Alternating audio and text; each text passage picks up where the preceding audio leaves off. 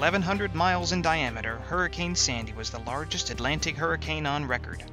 In its wake were millions of people without power, thousands of destroyed homes, and hundreds of miles of damaged shoreline.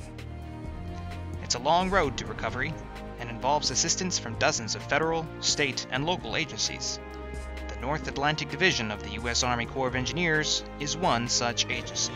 During the response, the Corps worked closely with the states, with FEMA, and the Department of Defense to remove millions of gallons of floodwater from tunnels in New York City, provide temporary emergency power to many critical facilities, and remove hurricane debris in New York City.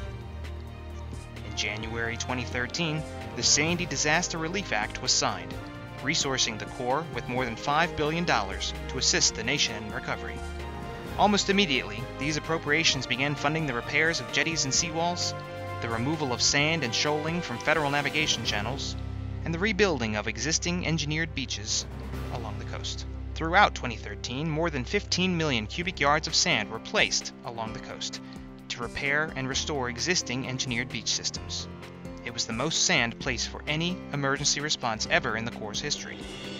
An engineered beach is a cost-effective way to reduce damage from storms along the coast.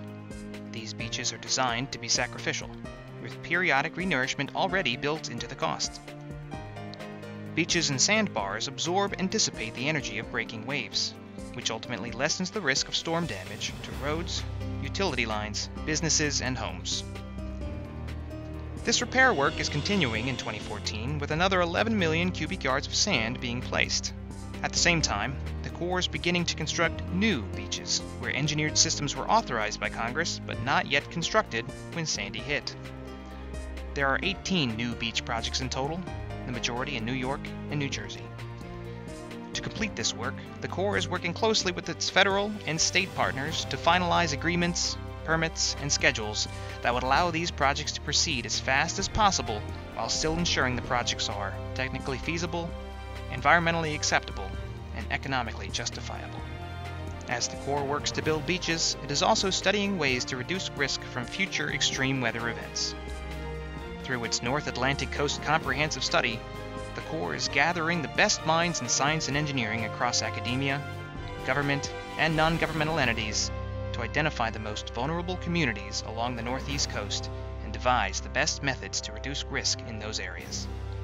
Although it took only a matter of hours for Hurricane Sandy to cause widespread damage throughout the region, recovering from the second costliest hurricane in our nation's history and reducing coastal storm damage risk in the future is a long and complex task.